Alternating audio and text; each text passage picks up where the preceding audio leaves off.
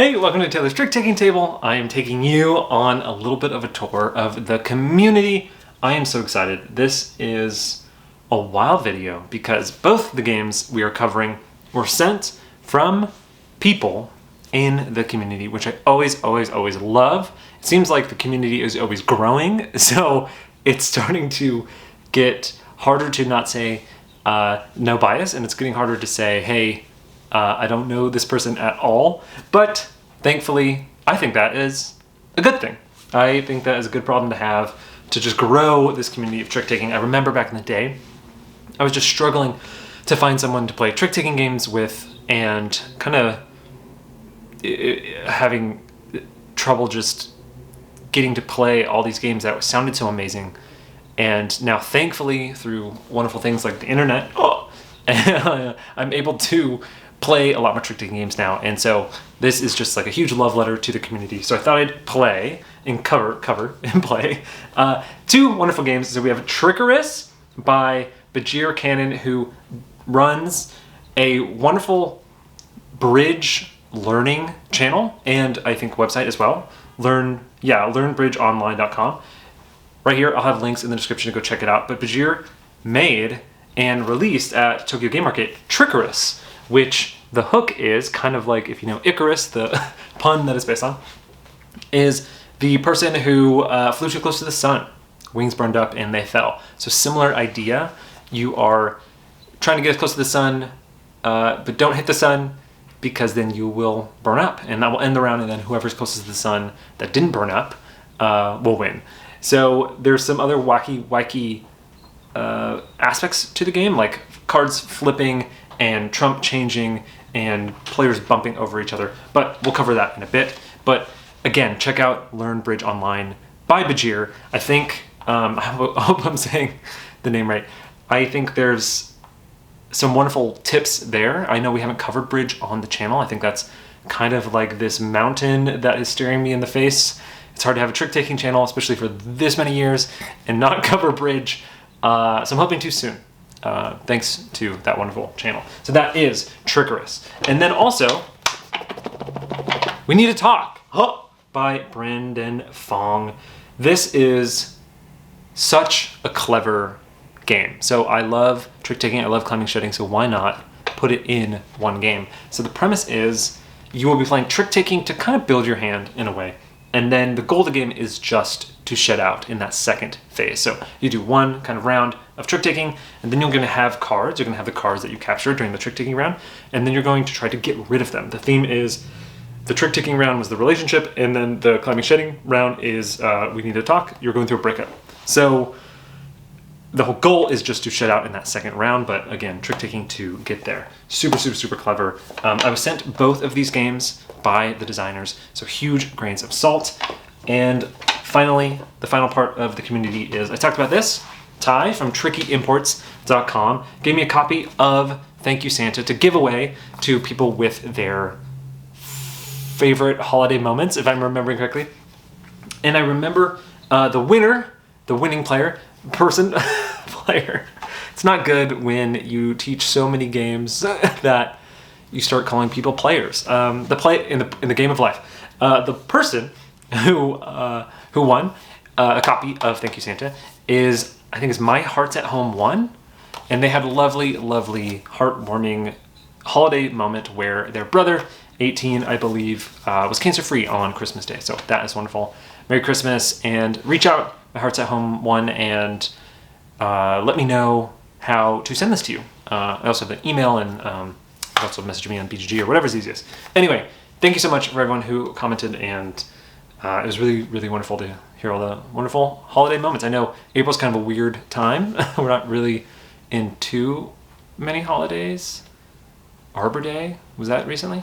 Anyway, thank you so much. And now, without further ado, let's go to the table and let's teach Trickarus and We Need to Talk.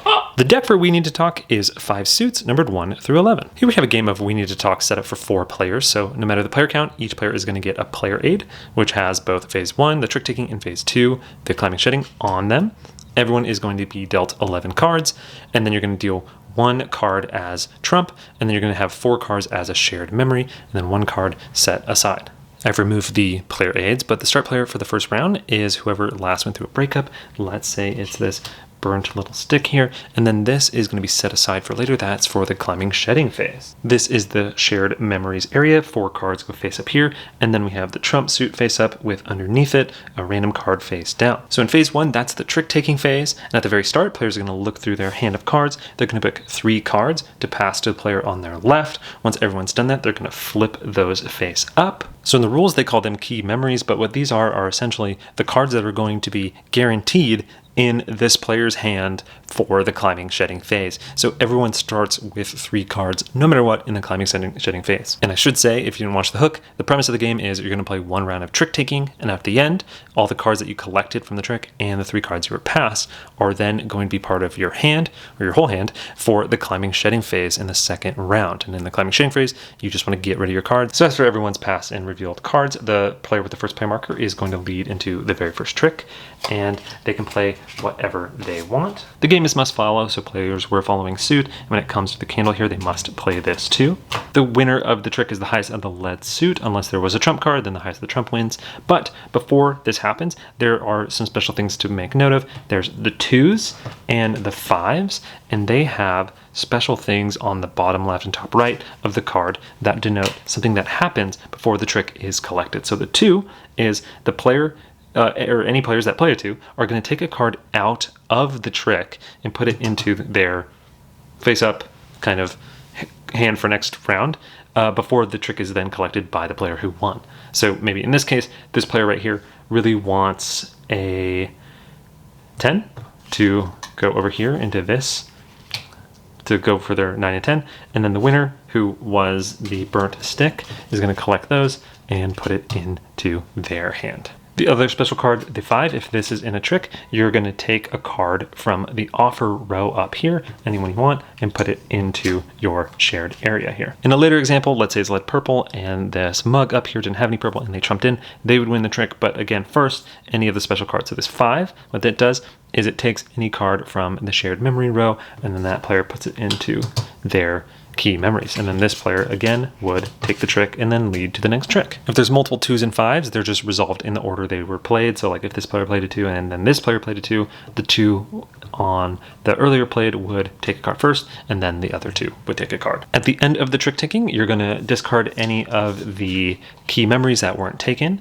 and then the player who captured the fewest cards is going to take both the trump card and this card into their hand. So maybe it was this player over here, they only took 4. If it was tied like this, then it's clockwise from the start player, so actually it would have gone to that person here. And then the player with the most cards is going to be the start player for the climbing shedding. So that looks to be this player. And then players are going to collect all the cards that they've gotten. That's going to be their hand for round 2. Now in round 2, the goal of the game is just to shed out. Before we go into the climbing shedding, I should clarify that the trump suit of the previous round, so it was red in the example, is not trump suit in the climbing shedding. There is no trump suit in the climbing shedding. You're going to take that up and down card that we set aside. You're going to set it to the going up part for now. This is the breakup. Players have now broken up, and now you're trying to shed those memories of that relationship, and whoever does it first wins. So starting again with that start player, they're going to lead a meld, and currently the marker denotes that highest are stronger and will be played, and this can flip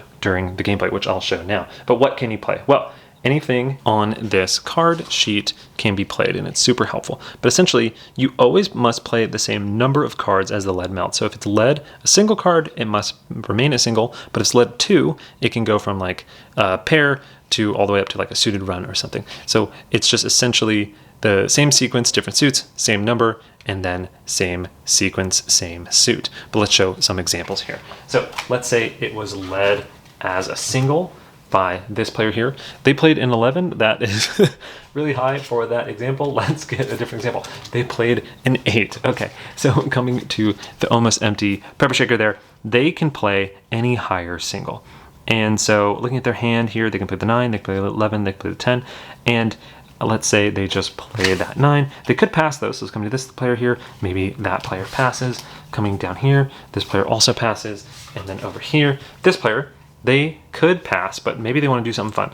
So if you ever play a purple card, so say they played a 10, so it still has to satisfy the current restrictions where it has to be higher. So 10 is higher than a 9, so they're able to play it. But once they play it, it now flips, and now lower is stronger. So coming to this player here, to be able to play, they have to play a single that is lower than a 10. So maybe they play the 5 there. And coming to this player here, the same thing. They have to play lower, so maybe they play a 4. And this player was able to play because it's soft pass, meaning if you pass before, you can come back into it when it's your turn. But let's say everyone passed after that, so pass, pass, pass, pass. You're gonna clean these up, and then it's going to go back to the last player who played. And what else you can play? Well, you can play 2 cards. So a player can play an unsuited run, and what can beat that is 2 stronger cards. So you can play the same number. So maybe this player over here decides to play a pair. They have to play stronger. So let me just show off maybe a little bit before they play a pair. To play stronger in terms of the same number here, they'd have to play a run that is lower. So they could play this because it's a lower run of different numbers. But coming up to this player here, let's say they don't want to play something that's a 2 or a 1, but they want to still play into the trick. So they can play 2 of the same number, which I'm struggling to find. There it is, 2 10s. So maybe they play 2 10s. And so for this player over here, they could play 2 lower, so they could play the 2-8. They could also just pass. But the other cool thing is they can play a suited run that is stronger. So the unsuited run is weaker than a pair, and which is weaker than a suited run. So coming back to this player over here, they have to play a suited run that's lower if they want to go in there. That player was able to. And then now this player, all they could really play is a suited run that's even lower, and they don't have it, so they're going to pass. Same thing happens though. Like let's say somehow this player was able to play a 3 and a 2 of purple.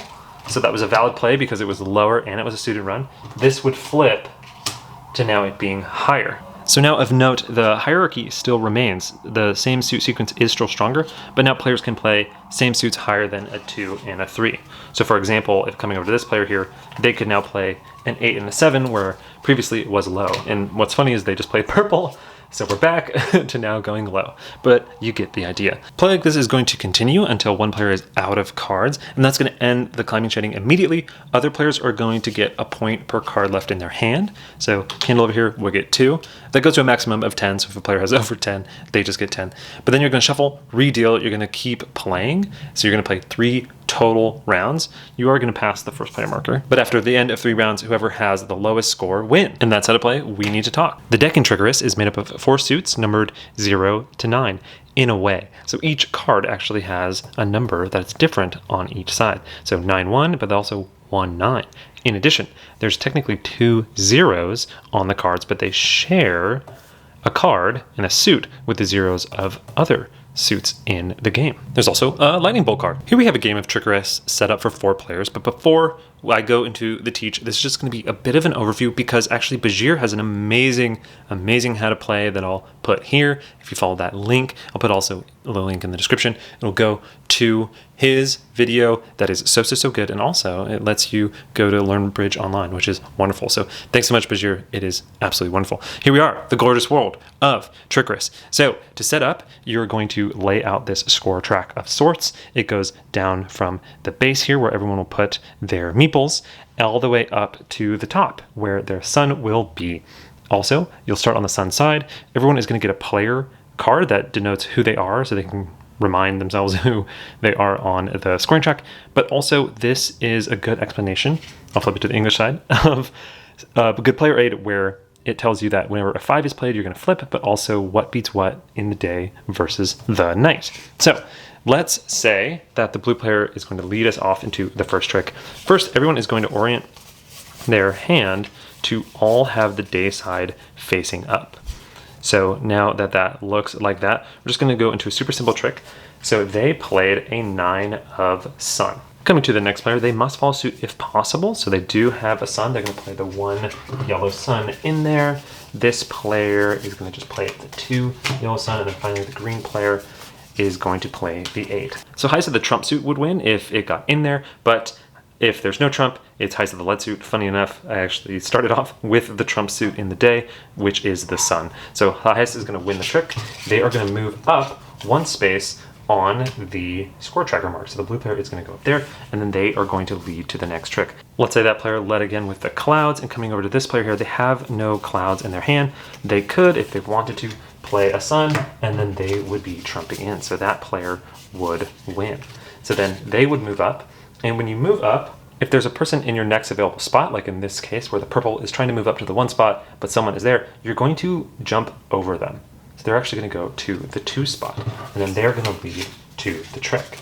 So now, if purple leads, let's say purple led with this 9 water, coming to the green player over here, they're going to play the 5, and what happens is whenever a 5 is played, as you can see, it flips. So we're going to flip from day to night. Everyone is going to flip their card, if they played into the trick, to the other side. So this card was losing, but now it is winning because that went from a 9 to a 1. And then also players are going to flip their entire hand, make sure it was the right way, from whatever side it was into the other side. So it was day, it's going to flip into night. So coming over to the blue player here, they used to have this hand, it's going to flip into this hand. So now looking at their hand, they actually don't have any water, but what's interesting is in the night, sun is not trump. It's actually the moon symbol that is trump. So they don't have an option to trump in here, and so they are just going to play offsuit just one of their cards. And then coming to the red player here, they still do have to follow suit. They, funny enough, this card was of the lead suit, but they are going to flip, whoop, and now that 0, that was raindrop, actually becomes, oh, they have the other one, it actually becomes the different trump suit. But so now they still have to follow suit, and they can't win, so they're just going to toss in the 2 there. So now the highest blood suit, which is this green player, is going to win, and similarly, they are going to jump any blocked spots. They're just going to move up 1, but if anything's blocked, they jump up. So boop, they go to 3. And now they're going to lead to the next trick. There are some caveats, like let's say this person led the moon suit, and then this person played the 5 and swapped things to the other day, then that does change the lead suit mid-trick, which is absolutely wild. And there's some other small little things. But essentially, players are going to be playing tricks until the round is over, and maybe the round, looks something like this at the end. You're going to collect cards, replay, and you're going to keep playing rounds until one of the players flies into the sun. So maybe that player goes up, this player wins a trick, this player wins a trick, this person wins 2 tricks, and then in the middle of the round, it could be at the start, it could be at the end, maybe this purple player wins a trick, they fly into the sun, they are going to burn all the way back down. They're going to go below the lowest player, so 1, and then you're going to finish that round, and then whoever is the highest is going to win. That's how to play the competitive version. The cooperative version is also included in the rules right here, but essentially I will leave you to learn that on your own, and that is how to play the wonderful Trickarus.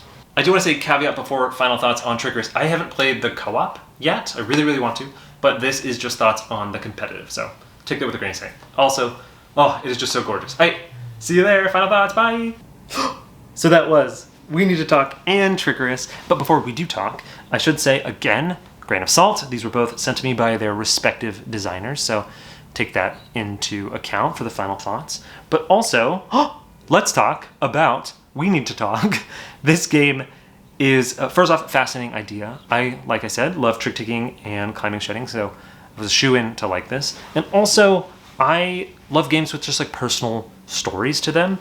The friend of the designer I was playing with and said that this was based on a relationship that they had, and I guess like certain photos or art in the game reflects that. So I think that's so fascinating when life inspires art and graphic design, and I guess these are both in that package because the game designer, Brendan, is also the artist. So I think as a package, it's just so wonderful. Like, I think such a good hook and such a good premise. And to the gameplay, was it executed and was it fascinating? I think so, for the most part. There's some really wonderful ideas here that have the climbing shedding and the trick taking inform each other.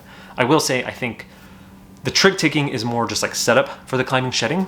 I played with some players who saw it as a bit of just like setup for the climbing shedding, and I can see that. I do think there's a little bit more merit to the climbing or the trick taking than just saying that, though. Like, I think there's a lot of cool things where you can tell some really interesting thought went into the trick taking phase. So to break it down, when it starts off and you pass 3, love a good pass, you know, love hearts, and it has a good mitigation. But also the clever thing is it sets someone up for the climbing shedding phase where they always have those 3 cards. So it's something you can kind of build toward in the trick taking, and it also makes it so someone doesn't just start the trick taking with no cards, even though that would be kind of fun. It's kind of like shooting the moon, where if you don't take any cards in the trick taking phase, you just immediately win the climbing shedding phase. That'd be kind of funny. But obviously, I'm sure that was play tested, and it's the reason why the passing exists. But to the passing, I think it's cool because you can choose what cards to put into someone's hand for the next round. So do you give them really middling cards, because like low isn't necessarily bad, neither is high really in the climbing shedding. Purples are really strong, so you don't really want to give them those. But for the trick taking, maybe you don't want to take that many cards, so you pass some cards. Or maybe you want to take a lot of cards. So I think that's where the trick taking comes into play. Is this is kind of like fishing, trick taking, where it's hard to kind of play where you're trying to have a little bit of nuance. Like it's hard to go like, oh, I have an 8-3-2 in my pass card. Maybe I need to get more 8s, or maybe I need to get a 4 for a run or something. Because when you win a trick, you kind of just get a trick, and that could just be, you know, 3 other people's random inputs, right? So it's hard to kind of go that direction. But I think what the trick taking does really well is, do I want to win a little or do I want to win a lot? If I win a lot, that's helpful in the climbing shedding because I have a lot of options, right? And I can just run it out. If I win a little, I don't have to shed that many cards. So I think that's where the trick taking shines. There's some mitigation with the 5s and the 2s that let you pick a card from the trick or pick the card from the offer. And I think that works mostly well. It blurs a little bit of the lines of like, oh, did this need to be trick taking if we could just draft cards? But I think it's good. It's not too over prevalent. But I do see the trick taking as kind of just a phase of feeling each other out, which, I mean, that's a relationship, so that's thematic, and that's cool. But I think the climbing shedding, which makes sense because the game's more about a breakup than the relationship, is definitely the star. I love the purple cards that when they get played, they flip, so that's the highs and the lows are both good. In fact, that also informs the trick taking. Maybe in the trick taking, you want to win a lot of, or you want to lead a high purple for a purple trick, because having all the purple control is really good. I do think in the trick taking, sometimes it's even hard to win the tricks you want to win. So sometimes it's just a little harder to control. Also, the random trump isn't my favorite. I never really like that. Just because when you play multiple games of this in a row, it's like, oh wait, trump isn't red this time, it's orange or whatever. I don't think it's quite worth it to have it be random trump. Especially because the purple suit in the climbing shedding is static, and it always means to flip things up or down. So if like you already have a static suit in the one phase, I feel like you could have a static suit in the first phase of trick taking. But to the climbing shedding, I do think there's a lot of flexibility. Like I said, highs and lows are good, the purples are fun. I think the melds make sense and they're clean. And it is fun to, like if you really want to card count, see what cards people are grabbing in the trick taking and then know that in the climbing shedding. There's a lot of information out here. So overall, I think, and I love that it's just 2 hand games, one trick taking, one climbing shedding. So overall, I think it's a wonderful package, executed really well. I think the trick taking is clever. Like I have played trick taking climbing shedding games where the trick taking, when you win, is like a trick is worth a point or something. And then that incentivizes taking tricks, but then the climbing shedding stuff, because you have more cards. But I think what this does well is like, I think kind of knows that just having more cards is like usually good in a climbing shedding game to give you just those options. And I think the melds and the structure of it plays it off really well. So that is We Need to Talk. I think it's just a wonderful, wonderful concept of a game, theme of a game, and it's executed by Brendan really, really well. So definitely check it out. Oh, great time. Trickarus by Bajir. So some caveats, or not caveats, some context. When I went into this game, so Bajir does learn Bridge online, and I thought this game was going to be like Bridge, very, Bridge is just like incredibly deep, and there's, not to say this isn't that, but Bridge is very strategic, and Bridge is very, standard deck, and conventions mean this, and I haven't really played much Bridge, but there's books and books about it. And I thought it was going to be similar to Bridge, but this game is much more tactical. You just have the cards that can flip entire ranks, right? You have Trump that is on night and day. You have the zap cards that can like make the winner go down. So there's, I think it was more of an expectation thing, but I did not expect Trickarus to be like this. That said, I think it's a great time. first off, the art, so whimsical, so fun, fits the vibe so well. I think the scoring is great. It's similar to Schadenfreude, where in Schadenfreude, first person over 40 loses, everyone else, or whoever's closest, wins. Similar to that. So try not to hit the sun. If you hit the sun, then it's a little bit more forgiving. Well, it's like a lot more forgiving than Schadenfreude, where if you hit the sun, you actually just go back down. I haven't seen too many people, after they hit the sun, even get close to winning, just because that track is pretty long. But I think the possibilities there, especially with the leapfrogging, and especially if you do it very early in the round, because it just ends the round. You still finish out that round, so it's a cool concept. I think it's better than Schadenfreude in terms of flexibility and leniency. But to the card play, cool idea that the day and night phase dictates what's trump. That's really cool. I think the 5s are good to flip. It does happen a lot. It can be happening a lot, like you're flipping the cards a lot. But I think there's still some planning where you're like, okay, this could be a 1 or a 9. I can kind of finagle it to be a 1 or a lose or a win, depending on what I want. I have had hands of this, though, where you will just get hands that you cannot really do much with it. I tried a game to win the whole game, and I think I played like 3 or 4 rounds where I got like 1 trick, and that was me trying as hard as I could. So there are certain situations where like certain hands are just like not that great, because you do want to win some tricks, kind of like Schadenfreude. But I do think overall, and maybe it's a player count thing, because I did really like it at 3. Overall, there's a pretty fun flexibility in the hand, and I think the scoring system allows for obviously not trying to win too much, but you still want to win some. So really fun, really goofy, really tactical. I do think I like it at lower player counts, because then each trick isn't as wild. And the package is such a hoot. I've had wonderful games where people are just laughing at the leapfrogging, the burning up in the sun. There's a great amount of goofs and guffaws in the game. So that is Trickarus, and we need to talk shining examples of just go make a game, whatever wonderful idea you've been noodling, go for it. Because I think this is just wonderful evidence that the community who had such cool ideas built them out and has seen these games get wonderful reception. So please, please, please go make your idea. And thank you so much, Bajir and Brennan, for not only doing that, not only absolutely knocking out of the park, but for everything else that you do. So thank you so much. And thanks for watching. Bye.